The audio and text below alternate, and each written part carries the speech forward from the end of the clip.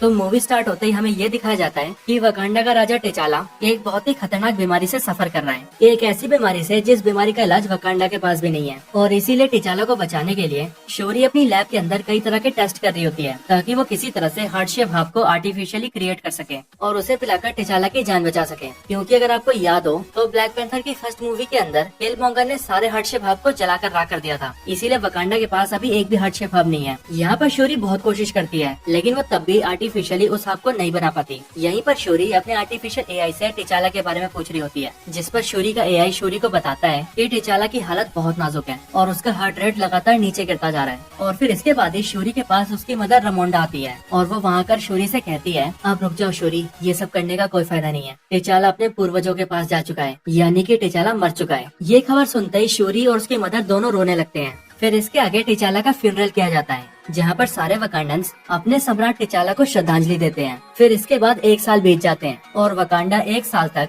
बिना अपने सम्राट टिचाला के जीता है। लेकिन यहीं पर हमें पता लगता है कि वकांडा ने टिचाला की मदर रमोंडा को अपना राजमाता बनाया है ताकि क्वीन रमोंडा राजा की जगह लेकर वकांडा को संभाल सके। फिर इसके अगले सीन में हमें समुद्र के अंदर एक शिप नजर आती है, जो शिप वकांडा का एक रिसर्च बेस होता है और इस शिप के अंदर कुछ वकांडन्स वाइब्रेनियम पर रिसर्च कर रहे होते हैं। लेकिन फिर तभी उन सब पर कुछ सोल्जर्स अटैक कर देते हैं और हर तरफ से उस शिप के अंदर घुस जाते हैं। ये लोग यहाँ आकर वाइब्रेनियम को चोरी करने की कोशिश करते हैं, लेकिन वहीं उसी शिप के अंदर डोरा मिलाजे के वॉरियर्स भी प्रेजेंट होते हैं और इसीलिए डोरा मिलाजे के वॉरियर्स उन सभी सोल्जर्स को पेल देते हैं और उन्हें पकड़कर अपना बंदी बना लेते हैं। फिर इसके आगे हमें यूएनओ का सीन दिखता है जहाँ पर वकांडा की क्वीन रमोंडा को बुलाया जाता है और दुनिया के दूसरे देशों के सारे लीडर्स क्वीन रमोंडा से सवाल जवाब कर रहे होते हैं कि वकांडा वाइब्रेनियम जैसे दुनिया के सबसे खतरनाक मेटल को कैसे संभाल कर रखेंगे और कैसे वाइब्रेनियम की प्रोटेक्शन करेंगे। बेसिकली उन देशों का कहना ये होता है, वाइब्रेनियम को संभालना और उसकी हिफाजत करना तुम्हारे बस की बात नहीं है, इसीलिए तुम अपना सारा वाइब्रेनियम हमें दे दो, हम संभाल कर रखेंगे उसे, चिंता मत करो। लेकिन इन सारी बातों का जवाब देते हुए क्वीन रमोंडा उन सबसे कहती है कि वकांडा हजारों सालों से वाइब्रेनियम की हिफाजत करता है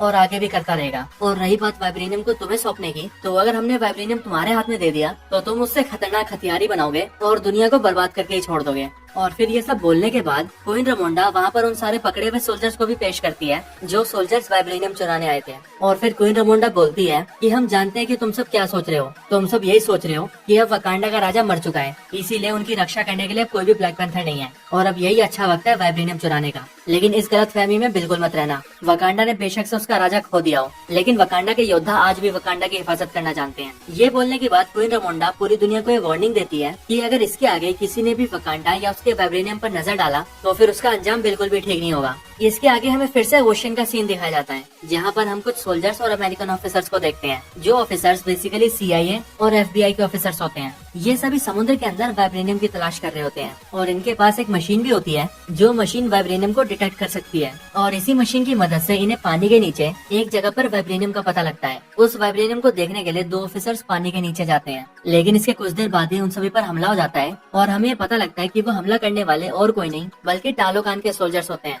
यानी कि नेमोर के किंगडम के सोल्जर्स। आप टालोकान सुनकर आपको कंफ्यूज नहीं होना है, बस इतना समझ लीजिए कि नेमोर के जिस किंगडम का नाम मार्वल कॉमिक्स में अटलांटिस है, उसी किंगडम का नाम एमसीयू में टालोकान है। यहाँ पर टालोकान के लोग इन सारे अमेरिकन सोल्जर्स को मार देते हैं। और फिर यहीं पर हमें ये भी पता लगता है कि हजारों साल पहले जब वाइब्रेनियम एक मीटेरॉइड के थ्रू अर्थ पर आया था, तब वो वाइब्रेनियम का मीटेरॉइड वकांडा के अलावा अटलांटिक ओशन में भी गिरा था, जो कि मिला था टालोकान के लोगों को। और इसीलिए एमसीयू के अंदर वाइब्रेनियम वकांडा के अलावा टालोकान के पास भी है। इसीलिए वाइब्रेनियम के एक्सेस की वजह से टालोकान के सोल्जर्स ने अपने लिए भी वाइब्रेनियम के वेपन्स बना रखे हैं और नेमोर जो स्पीयर वेपन यूज करता है वो भी वाइब्रेनियम से ही बना है। इसके आगे हमें फिर से वकांडा का सीन दिखता है जहाँ पर क्वीन रमोंडा शूरी को एक नदी के किनारे ले आती है और वहाँ आकर क्वीन रमोंडा अपनी फ्यूनरल ड्रेस को जलाने लगती है ताकि वो अपने बेटे टिचाला की मौत के गम से बाहर आ सके। ये वकांडा के लोगों की थिंकिंग होती है कि अगर हम किसी के फ्यूनरल की ड्रेस को जला दें तो हमें उसकी याद आना बंद हो जाएगी और हम उसकी मौत के सदमे से बाहर आ जाएंगे। लेकिन क्योंकि शूरी इन सब पर बिलीव नहीं करती, इसीलिए वो अपनी ड्रेस को नहीं जलाती। लेकिन क्वीन रमोंडा और शूरी दोनों ही टिचाला को याद करते हुए रोने लगते हैं। लेकिन फिर तभी नदी के अंदर से नेमोर बाहर आता है और वो क्वीन रमोंडा और शूरी से कहता है कि उसका नाम कुकुल खान है और वो टालोकान किंगडम का राजा है और उसे बाहरी दुनिया के लोग नेमोर भी कहते हैं। नेमोर उनसे बोलता है कि जब टिचाला ने दुनिया के लिए वकांडा के दरवाजे खोल दिए तब पूरी दुनिया वाइब्रेनियम के बारे में भी जान गई और तब से वो लोग वाइब्रेनियम के पीछे पड़े हैं, जिस वजह से उसके लोगों की जिंदगी भी खतरे में आ गई है।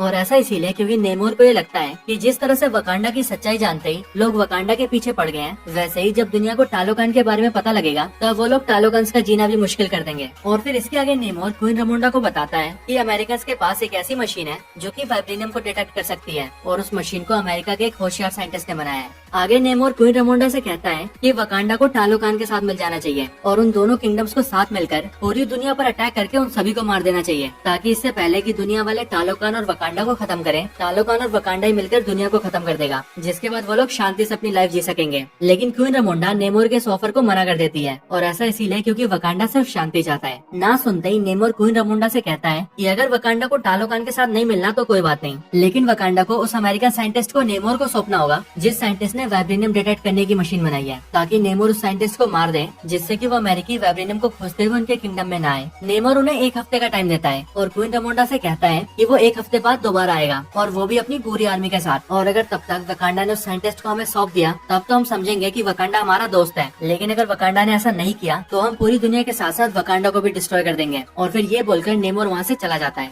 इसके बाद क्वीन रमोंडा डोरा मिलाजी के जनरल ओकोई को उस अमेरिकन साइंटिस्ट को पकड़ कर लाने के लिए बोलती है जिस साइंटिस्ट ने उस वाइब्रेनियम डिटेक्टर मशीन को बनाया है। लेकिन यहाँ पर ओकोई क्वीन रमोंडा से कहती है कि वो शूरी को भी अपने साथ ले जाना चाहती है, जिस पर पहले तो क्वीन रमोंडा मना करती है, लेकिन बाद में वो शूरी को ले जाने की इजाजत दे देती है। इसके बाद शूरी और ओकोई दोनों ही अमेरिका पहुँच जाते हैं और वहाँ जाकर उस साइंटिस्ट को खोज लेते हैं। लेकिन साइंटिस्ट को ढूंढने के बाद उन्हें पता लगता है कि जिस अमेरिकन साइंटिस्ट ने वाइब्रेनियम को ढूंढने वाली मशीन को इन्वेंट किया है वो असल में और कोई नहीं बल्कि एक 19 साल की कॉलेज गर्ल है जिसका नाम है रीरी विलियम्स, यानी कि आयरन हार्ट। रीरी विलियम्स के बारे में पता लगता ही ओकोई और शूरी उसे अपने साथ ले जाते हैं, लेकिन लाते वक्त ही उन्हें पता लगता है कि FBI के ऑफिसर्स उनके पीछे पड़े हुए थे और वो रीरी विलियम्स और शूरी के ऊपर हमेशा से नजर बनाए हुए थे। वो लोग उन तीनों को सरेंडर करने के लिए बोलते हैं, लेकिन रीरी विलियम्स अपने आयरन हार्ट सूट को पहनकर वहाँ से फ्लाई कर लेती है और ओकोई और शूरी रीरी विलियम्स की कार और बाइक को लेकर निकल जाते हैं। और फिर वो लोग किसी तरह से FBI से बचकर आगे निकल जाते हैं, लेकिन फिर तभी बीच में उन पर टालोकान्स के सोल्जर्स हमला कर देते हैं। और यहाँ हमें पता लगता है कि इन सोल्जर्स को नेमोर ने भेजा है ताकि वो लोग रीरी विलियम्स को पकड़कर नेमोर के पास ले जाएं। यहाँ पर टालोकान सोल्जर्स ओकोई से फाइट करते हैं और रीरी विलियम्स को अपने साथ ले जाने की कोशिश करते हैं, लेकिन ओकोई उनसे लड़ती है और रीरी को बचाने की कोशिश करती है। लेकिन क्योंकि टालोकान के सोल्जर्स बहुत पावरफुल होते हैं इसीलिए वो ओकोई को हरा देते हैं और फिर वो लोग रीरी विलियम्स और शूरी को नेमोर के पास टालोकान में ले जाते हैं। फिर इसके बाद जब ओकोई वकांडा पहुंचती है तब वो क्वीन रमोंडा को ये सारी बातें बताती है, लेकिन ये बात सुनकर क्वीन रमोंडा बहुत गुस्सा हो जाती है और वो ओकोई को डोरा मिलाजे के जनरल के पद से हटा देती है। इसके बाद क्वीन रमोंडा सीधा नाकिया को ढूंढते हुए उसके पास जाती है जो कि पिछले 6 साल से वकांडा से दूर होती है। क्वीन रमोंडा यही सोचती है कि नाकिया बहुत से देशों में घुस चुकी है और उसे किसी और के किंगडम में घुसपैठ करने का बहुत एक्सपीरियंस है, इसीलिए वो टालोकान जाकर शूरी को बचा सकती है। क्वीन रमोंडा नाकिया को सारी बात बताती है और उसे शूरी और रीरी विलियम्स को वापस लाने के लिए कहती है, जिसके बाद नाकिया सीधा टालोकान में पहुंच जाती है और वहाँ जाकर टालोकान के कुछ सोल्जर्स को मारकर रीरी विलियम्स और शूरी को बचाकर वापस वकांडा में ले आती है। लेकिन जब तक शूरी और रीरी विलियम्स टालोकान में नेमोर के पास होते हैं तब तक शूरी नेमोर को ये समझाने की भी कोशिश करती है कि वो रीरी विलियम्स को ना मारे और उसी दौरान नेमोर शूरी को अपनी ओरिजिन भी बताता है और हमें भी यहाँ पर MCU के नेमोर की ओरिजिन पता लगती है। यहाँ हम ये जानते हैं कि MCU के नेमोर की एज 450 ईयर्स है और 450 ईयर्स पहले जो नेमोर के मदर और फादर थे वो पहले ह्यूमन ही थे, पर नेमोर के मदर फादर और उनके गाँव के बाकी लोग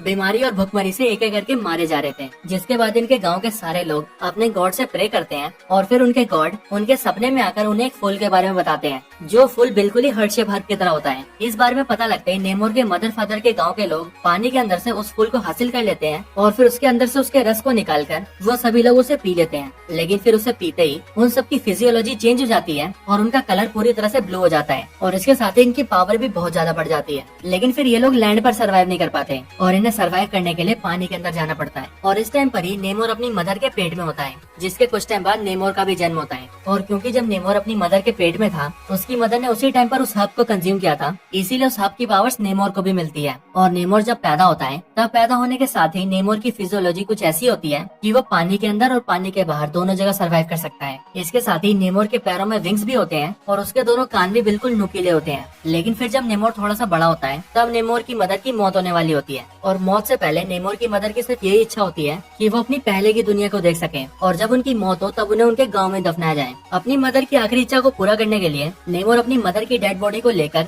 उनके गाँव में पहुँच जाता है, लेकिन वहाँ जाकर वो देखता है कि उनके गाँव के लोगों पर बहुत सारे स्पेनिश लोग जुल्म कर रहे होते हैं और वो वहाँ पर नेमोर को देखते ही उस पर भी गोली चला देते हैं। लेकिन नेमोर को तो उस हमले से कुछ नहीं होता, लेकिन नेमोर उन सबको मारकर उस पूरी जगह को जला देता है और फिर उसी दिन से नेमोर पानी के बाहर के सारे लोगों से नफरत करने लगता है। अपनी ये सारी कहानी बताने के बाद नेमोर शोरी को एक ब्रेसलेट भी देता है जो कि टालोकान की जड़ी बूटियों से बना होता है। लेकिन क्योंकि इन सब के बाद नाकिया शोरी और रिरी विलियम्स को वहाँ से निकाल कर ले जाती है और टालोकान के कुछ सोल्जर्स को भी जान से मार देती है, इसीलिए उन सब का पता लगता ही नेमोर वकांडा के ऊपर बहुत ज्यादा गुस्सा हो जाता है और फिर वो सीधा वकांडा पर हमला कर देता है। नेमोर वकांडा पर हमला करके एक पूरे शहर को बर्बाद कर देता है, जिसमें कई सारे वकांडस की जान चली जाती है और उन सारे वकांडस के साथ साथ क्वीन रमोंडा की भी जान चली जाती है। लेकिन नेमोर इस हमले को सिर्फ एक वार्निंग कहता है। आगे नेमोर वकांडा से कहता है, मैं अब कुछ दिनों बाद अपनी पूरी आर्मी लेकर आऊंगा और पूरे वकांडा को डिस्ट्रॉय कर दूंगा। और फिर ये बोलकर नेमोर अपनी आर्मी के साथ वहाँ से चला जाता है। फिर इसके बाद जैसे ही शोरी को ये पता लगता है कि उसकी मदर की भी मौत हो चुकी है, तब इस बात को जानते ही वो बहुत ज्यादा दुखी हो जाती है। लेकिन फिर शोरी नेमोर को रोकने और उससे बदला लेने के लिए हार्ट शेप हाथ पर फिर से काम करने लगती है और फिर जो ब्रेसलेट उसे नेमोर ने दिया होता है वो उसके अंदर की जड़ी बूटियों को निकाल लेती है और उस पर टेस्ट करने लगती है, जिससे शोरी को ये पता लगता है कि उन जड़ी बूटियों के अंदर भी हार्ट शेप हब की एबिलिटीज हैं। और फिर ये जानते ही शोरी उन्हें एक्सट्रैक्ट कर लेती है और उन्हें अपने भाई टिचाला के डीएनए के साथ मर्ज कर देती है, जिसके बाद वो finally artificially heart shape hub को क्रिएट कर लेती है। और फिर इसके बाद नाकिया वो हार्ट शेप हब शोरी को पिला देती है, जिसके बाद जैसे ही शोरी वो हार्ट शेप हब पीती है वैसे ही उसे ऐसा लगता है कि उसे उसके एंसेस्टर्स दिखेंगे, यानी कि उसकी मदर या फिर फादर। लेकिन शोरी को नजर आता है किलमोंगर, जो कि उससे कहता है कि शोरी अपने भाई टिचाला की तरह रहमदिल नहीं है, वो टिचाला की तरह महान नहीं है, वो उसी की तरह है, उसे भी सिर्फ बदला चाहिए। कि जैसे मैं अपने पापा का बदला लेने आया था, तुम भी अब नेमोर से अपनी माँ का बदला लेना चाहती हो, तुम अपने भाई जैसी नहीं हो। ये सब सुनकर शोरी जाग जाती है और शोरी को हार्ट शेप हब की वजह से सुपर ह्यूमन पावर्स मिल जाती है, जिसके बाद शोरी अपना बनाया हुआ ब्लैक पैंथर सूट निकालती है और उसे पहनकर बनती है नई ब्लैक पैंथर। और इसके साथ ही यहीं पर